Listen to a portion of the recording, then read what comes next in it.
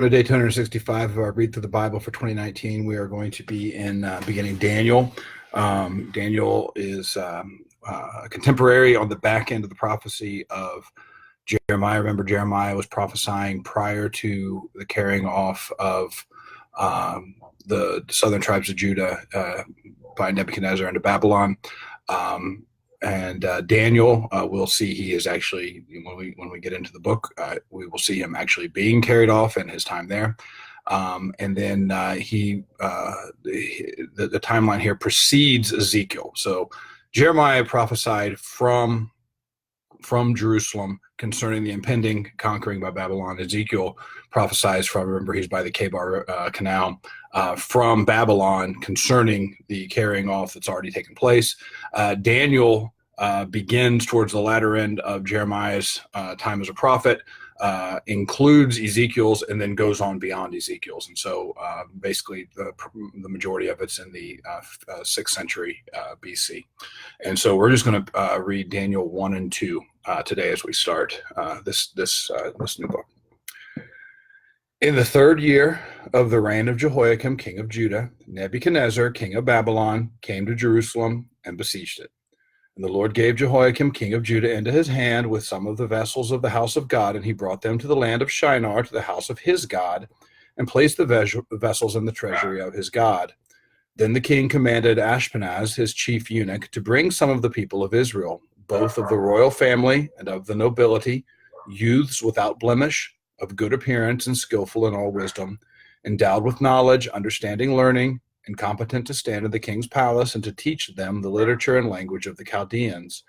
The king assigned them a daily portion of the food that the king ate and of the wine that he drank. They were to be educated for 3 years, and at the end of that time they were to stand before the king.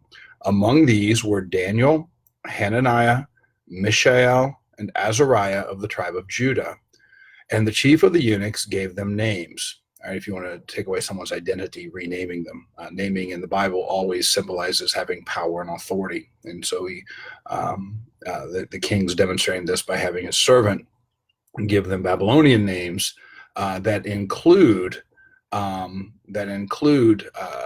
references to Babylonian gods rather than the Hebrew names that refer to the one true God.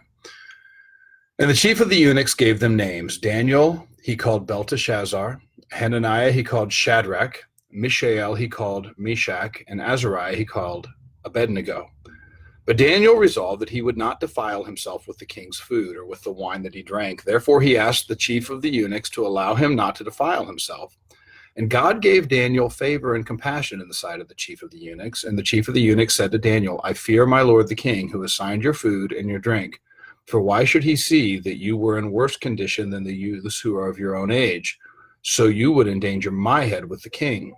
Then Daniel said to the steward, whom the chief of the eunuchs had assigned over Daniel, Hananiah, Mishael, and Azariah, test your servants for 10 days. Let us be given vegetables to eat, and water to drink. Then let our appearance and the appearance of the youths who eat the king's food be observed by you, and deal with your servants according to what you see. Okay, right here's a good place to stop. This is not a prescribed diet. And so when you see the new fad that says the Daniel diet or the this diet or the that diet, this isn't because, hey, it makes sense that if you just eat these things, you're going to be healthier, stronger, etc. The idea behind this whole story is that it makes no sense that these guys who limit their intake to just water and just vegetables are going to be healthier, stronger, etc., better appearance.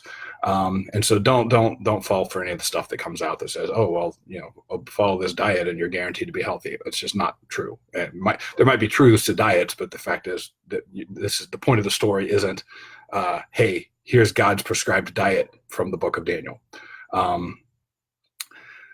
Let our appearance and the appearance of the youths who eat the king's food be observed by you, and deal with your servants according to what you see. So he listened to them in this matter and tested them for 10 days. At the end of 10 days, it was seen that they were better in appearance and fatter in flesh than all the youths who ate the king's food. So the steward took away their food and the wine they were to drink and gave them vegetables. As for these 4 youths, God gave them learning and skill in all literature and wisdom, and Daniel had understanding in all visions and dreams. At the end of that time, when the king had commanded that they should be brought in, the chief of the eunuchs brought them in before Nebuchadnezzar. And the king spoke with them, and among all of them none was found like Daniel, Hananiah, Mishael, and Azariah. Therefore they stood before the king, and in every matter of wisdom and understanding about which the king inquired of them, he found them 10 times better than all the magicians and enchanters that were in his kingdom. And Daniel was there until the first year of the king of Cyrus. Okay, so how do we know how long Daniel's working in Babylon was? Well, because this is a historical document. Remember, when we read the Bible, God chose to operate in real times, in real places, and real people. And so we see from the 3rd year of the reign of Jehoiakim, king of Judah, when Nebuchadnezzar, king of Babylon, came to Jerusalem and besieged it, chapter 1, verse 1, all the way to chapter 1, verse 21. And Daniel was there until the 1st year of King Cyrus. Historical events that we can identify. Daniel chapter 2. In the 2nd year of the reign of Nebuchadnezzar, Nebuchadnezzar had dreams. His spirit was troubled, and his sleep left him. Then the king commanded that the magicians, the enchanters, the sorcerers, and the Chaldeans be summoned to tell the king his dreams. So they came in and stood before the king. And the king said to them, I had a dream, and my spirit is troubled to know the dream. Then the Chaldeans said to the king in Aramaic, O king, live forever. Tell your servants the dream, and we will show the interpretation. The king answered and said to the Chaldeans, the word from me is firm. If you do not make known to me the dream and its interpretation, you shall be torn limb from limb, and your houses shall be laid in ruins. But if you show the dream and its interpretation, you shall receive from me gifts and rewards and great honor. Therefore show me the dream and its interpretation. They answered a second time and said, let the king tell his servants the dream. Okay, they say, we got this, king. We can interpret your dream for you.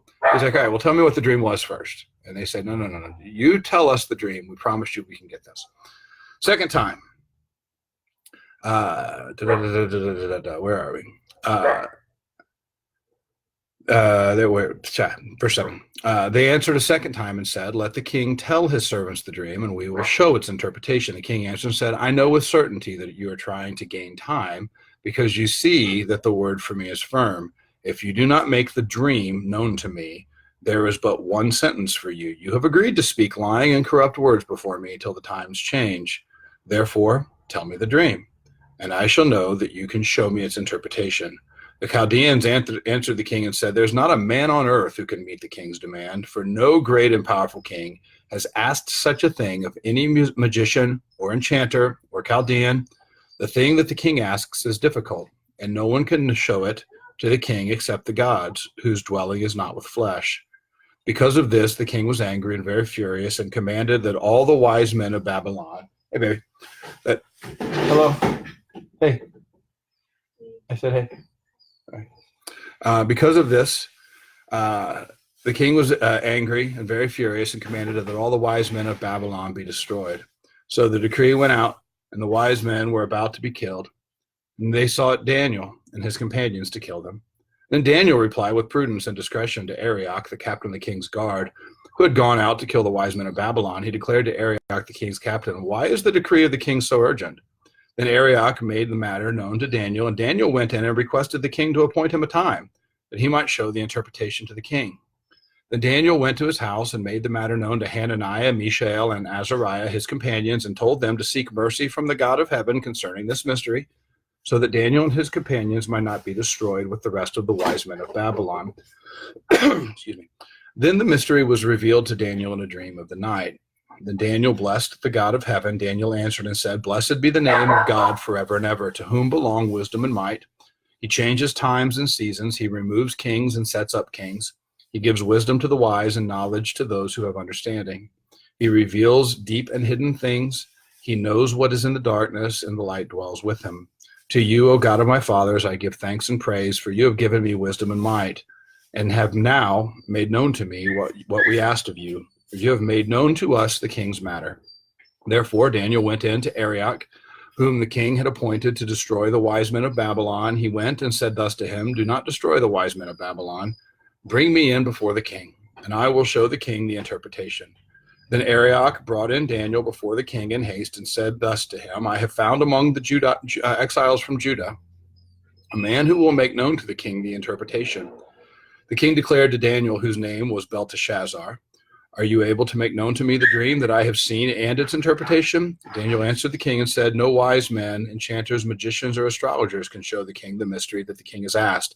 But there is a God in heaven who reveals mysteries, and he has made known to King Nebuchadnezzar what will be in the latter days. Your dream and the visions of your head, as you lay in bed, are these. To you, O king, as you lay in bed, came thoughts of what would be after this. And he who reveals mysteries made known to you what is to be. But as for me, this mystery has been revealed to me, not because of any wisdom that I have more than all the living, but in order that the interpretation might be made known to the king, and that you may know the thoughts of your mind. You saw, O king, and behold, a great image. This image, mighty and of exceeding brightness, stood before you, and its appearance was frightening. The head of this image was of fine gold, its chest and arms silver, its middle and thighs of bronze, its legs of iron, its feet partly of iron and partly of clay. And you looked, a stone was cut out by no human hand, and it struck the image on its feet of iron and clay and broke them in pieces. Then the iron, the clay, the bronze, the silver, and the gold all together were broken in pieces and became like the chaff of the summer threshing floors. And the wind carried them away so that not a trace of them could be found. But the stone that struck the image became a great mountain and filled the whole earth. Right, we have Christological prophecy here. This was the dream. Now we will tell the king its interpretation. You, O king, the king of kings, to whom the God of heaven has given the kingdom, the power, and the might, and the glory, and into whose hand he has given, wherever they dwell, the children of men, the beasts of the field, and the birds of the heavens, making you rule over them all. You are the head of gold. Another kingdom inferior to you shall rise after you, and yet a third kingdom of bronze, which shall rule over all the earth. And there shall be a fourth kingdom, strong as iron, because iron breaks to pieces and shatters all things, and like iron that crushes, it shall break and crush all these. And as you saw the feet and toes, partly of potter's clay and partly of iron, it shall be a divided kingdom. But some of the firmness of iron shall be in it, just as you saw iron mixed with the soft clay. And as the toes of the feet were partly iron and partly clay, so the kingdom shall be partly strong and partly brittle. As you saw the iron mixed with soft clay, so they will mix with one another in marriage, but they will not hold together, just as iron does not mix with clay. And in the days of those kings, the God of heaven will set up a kingdom that shall never be destroyed, nor shall the kingdom be left to another people. It shall break in pieces all these kingdoms and give them to an end. And it shall stand forever, just as you saw that a stone was cut from a mountain by no human hand, and that it broke in pieces the iron, the bronze, the clay, the silver, and the gold. A great God has made known to the king what shall be after this. The dream is certain, and its interpretation sure. Then King Nebuchadnezzar fell upon his face and paid homage to Daniel. You don't expect that when you're a Judean refugee and a captive, and a young man just recently allowed into the court of the king, having finished a 3-year period of education. You don't expect the king to fall on his face and bow before you, but God does unexpected things.